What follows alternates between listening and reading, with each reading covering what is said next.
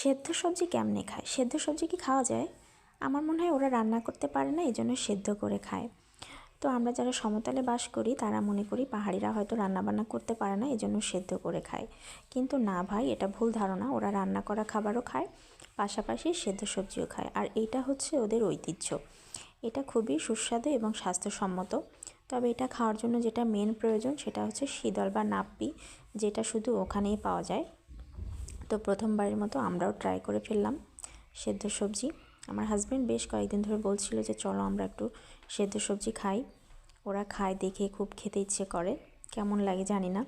তো যাই হোক, আমরাও ট্রাই করে ফেললাম। কী কী সবজি নিয়েছি দেখো, এখানে কলমি শাক নিয়েছি, পালং শাক নিয়েছি, তারপর মিষ্টি কুমড়া, গাজর, ভেন্ডি, বরবটি, বাঁধাকপি, একদম ফ্রেশ ফ্রেশ সবজি নিয়েছি। আর এই যে মরিচ ভর্তা বানানোর জন্য চিংড়ি মাছ আর 15-20টা কাঁচামরিচ নিয়েছি। আসলে এটাকে শীতল বলে কিনা আমি জানি না, তোমরা যদি জানো অবশ্যই আমাকে কমেন্টে বলবে।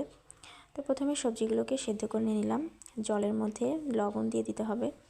তারপর জলটা ফুটে গেলে একে একে সব সবজিগুলো দিয়ে দিলাম। প্রথমে যেগুলো সময় বেশি লাগে সেগুলো দিয়েছি, তারপরে একে একে ভেন্ডি, বাঁধাকপি সবগুলো সুন্দর মতো সেদ্ধ করে নিয়েছি।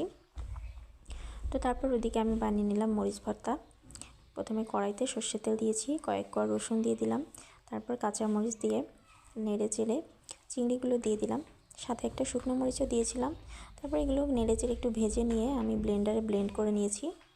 শিলপাটায়ও করা যায়, কিন্তু হাত জ্বালা পোড়া করবে, এই জন্য ব্লেন্ডারে করেছি। তো এই যে রেডি হয়ে গিয়েছে, আমার হাজব্যান্ড থালিগুলো সাজাচ্ছিল।